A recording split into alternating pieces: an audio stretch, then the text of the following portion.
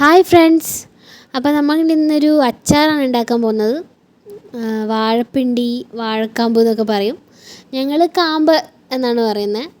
അപ്പം കാമ്പച്ചാർ എല്ലാവരും ഒന്നും ആക്കില്ല എന്നാണ് എനിക്ക് തോന്നുന്നത്. അപ്പം ഞങ്ങളിത് ആക്കാറുണ്ട്, എല്ലാവർക്കും ഇഷ്ടമാണ്. അപ്പം നമുക്ക് കാമ്പച്ചാർ ഉണ്ടാക്കുന്ന ചെറിയ സിമ്പിളായിട്ടുള്ള റെസിപ്പി നോക്കാം. അപ്പം ഈ കാമ്പ് വട്ടത്തിൽ അരിഞ്ഞ് എടുക്കണം. അപ്പോൾ അത് വട്ടത്തിൽ അരിയുന്നതെന്ന് വെച്ചാൽ അതിൻ്റെ നാര്, ആ നൂല് പോലുള്ള ഭാഗം നമ്മളത് അരിയുന്നതിന് എടുത്തെടുത്ത് മാറ്റേണ്ടതാണ്. അപ്പോൾ അല്ലെങ്കിൽ അത് നമുക്കത് കടിക്കാൻ കിട്ടും. നന്നായിട്ട് ഇതൊക്കെ എടുത്ത് നാരിൻ്റെ ഇത് ഭാഗമൊക്കെ എടുത്ത് കളയണം.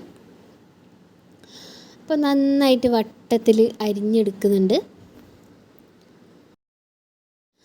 ഇനി ഈ വട്ടത്തിൽ അരിഞ്ഞു വെച്ചിരിക്കുന്ന കുറച്ച് കാമ്പിൻ്റെ ഒരു സെറ്റാക്കിയിട്ട് വളരെ നേർത്ത രീതിയിൽ കുനുകുനാന്ന് അരിഞ്ഞെടുക്കാം.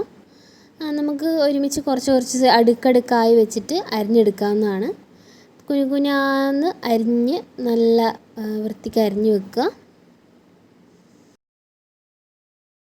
ഇനി അച്ചാറിലേക്ക് ഇടാനായിട്ട് വേണ്ടുന്നത് വെളുത്തുള്ളി, പച്ചമുളക്, ഇഞ്ചി, കറിവേപ്പില എന്നൊക്കെയാണ്. അപ്പോൾ ഇതൊക്കെ ഇല്ലാണ്ട് എന്ത് അച്ചാറല്ലേ? ഇത് ബേസിക്കായിട്ട് നമ്മൾ എല്ലാ അച്ചാറിലും ചേർക്കുന്ന സംഭവങ്ങൾ തന്നെയാണ്. അപ്പം അത് കുറച്ച് അളവിലെടുക്കുക.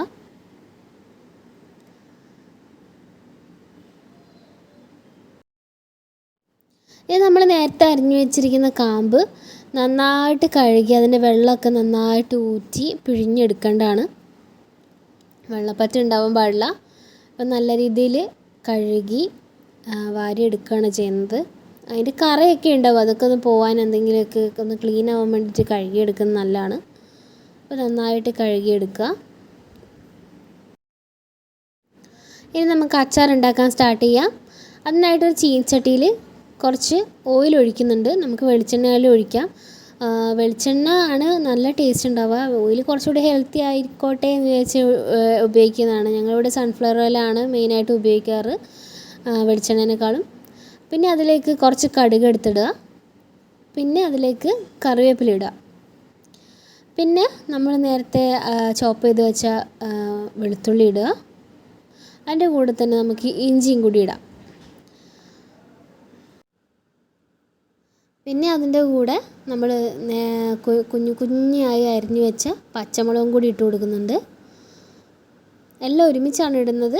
എന്നിട്ട് നന്നായിട്ടൊന്ന് മൂപ്പിച്ചെടുക്കുക, നല്ല രീതിയിൽ മൂപ്പിച്ചെടുക്കുക. അതിൻ്റെ പച്ചമണമൊക്കെ ഒന്ന് മാറി നല്ല ഓയിൽ ഫ്രൈ ആയി വരുന്ന പോലെ നന്നായിട്ട് മൂപ്പിച്ചെടുക്കുക. അപ്പോൾ നമ്മൾ ഈ ഐറ്റംസൊക്കെ നന്നായിട്ട് മൂത്ത് വന്നിട്ടുണ്ട്. ഇനി അതിലേക്ക് പൊടികൾ ചേർക്കാം. അപ്പോൾ അതിനായിട്ട് കുറച്ച് മഞ്ഞൾപ്പൊടി ചേർക്കുന്നുണ്ട്. അതൊന്ന് ഇളക്കി യോജിപ്പിച്ച് ഇതിലേക്ക് മുളക് പൊടി ഇടുന്നുണ്ട് കേട്ടോ. എരിവിനനുസരിച്ച് ഇടാം.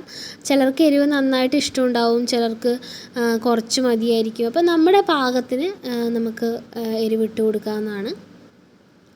അപ്പോൾ ഇത് പ്രത്യേകമായിട്ട് ശ്രദ്ധിക്കേണ്ട കാര്യം എന്താണെന്ന് വെച്ചിട്ടുണ്ടെങ്കിൽ മുളക് പൊടി ഇങ്ങനെയുള്ള പൊടികളൊക്കെ ചേർക്കുമ്പോൾ നമ്മൾ ഫ്ലെയിം ഓഫ് ചെയ്യാൻ വേണ്ടി ശ്രദ്ധിക്കണം. കാരണം ഇപ്പോൾ ചൂടടിച്ച് പെട്ടെന്ന് മസാല കരിഞ്ഞു പോകാൻ ചാൻസ് ഉണ്ട്.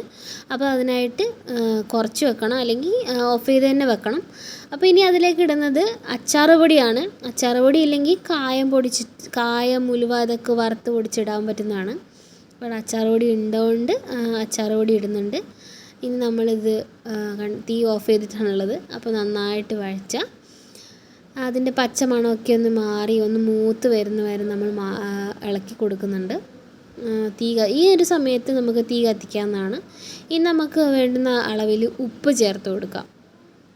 അപ്പോൾ നമ്മൾ കാമ്പിന് എത്രയാണോ ഒരു ഏകദേശം അളവിൽ നമുക്ക് ഉപ്പ് ചേർത്ത് കൊടുക്കാം. ഇനി ഇതിലേക്ക് നേരത്തെ അരിഞ്ഞു വെച്ചിരിക്കുന്ന കാമ്പ് ചേർക്കാം. മൊത്തമായിട്ടും നമുക്ക് ഇതിലേക്ക് തട്ടി കൊടുക്കാം കേട്ടോ. ഇനി ഫ്ലെയിം ഓൺ ചെയ്ത് നമുക്കിതൊക്കെ ഒന്ന് ഇളക്കി യോജിപ്പിക്കാം. നല്ല എല്ലാ ഭാഗത്തും പിടിക്കുന്ന രീതിയിൽ നല്ല രീതിയിൽ ഇളക്കി യോജിപ്പിക്കുന്നുണ്ട്. നന്നായിട്ട് മിക്സ് ചെയ്തിട്ടുണ്ട്. അപ്പോൾ ഇനി ഇത് നമുക്ക് ചെറിയ ഫ്ലെയിമിൽ വെച്ചൊന്ന് വേവിച്ചെടുക്കണം. അപ്പോൾ അതിനായിട്ട് നമ്മൾ ഇതൊക്കെ ഒന്ന് എല്ലാം കൂടി ഒരുമിച്ച് കൂട്ടി ഒന്ന് തട്ടിപ്പൊത്തി വെക്കുക എന്നൊക്കെ പറയും ഞങ്ങളിവിടെ നാടൻ രീതിയിൽ. അപ്പോൾ അങ്ങനെ ചെറിയ ഫ്ലെയിമിൽ അടച്ച് വെച്ച് വേവിക്കാം. ഇടയ്ക്കിടയ്ക്ക് ഇളക്കി കൊടുക്കാൻ മറക്കരുത്, കാരണം അടുക്കി പിടിക്കാണ്ട് വേണം നമുക്ക് അച്ചാർ ഉണ്ടാക്കാനായിട്ട്. ഇനി ഇതിലേക്ക് പുളിക്കനുസരിച്ച് വിനാഗിരി ഒഴിക്കാം. വിനാഗിരിയൊക്കെ വയറിന് അത്ര നല്ല കാര്യമുള്ളതല്ല, അതുകൊണ്ട് ആവശ്യത്തിന് മാത്രം പുളിക്കനുസരിച്ച് മാത്രം ഒഴിക്കുക. അപ്പം നമ്മുടെ ടേസ്റ്റി ആയിട്ടുള്ള അച്ചാർ റെഡി ആയിട്ടുണ്ട്. അപ്പോൾ ഉപ്പിനനുസരിച്ച് ഉപ്പ് ഉണ്ടോ ഇല്ലയോ എന്നൊക്കെ നോക്കി നമുക്ക് ആഡ് ചെയ്യാവുന്നതാണ്. അപ്പോൾ നല്ല രസമുണ്ട് കാണാൻ, അതനുസരിച്ച് ടേസ്റ്റും ഉണ്ട്. എല്ലാവരും ട്രൈ ചെയ്ത് നോക്കണം. ബൈ.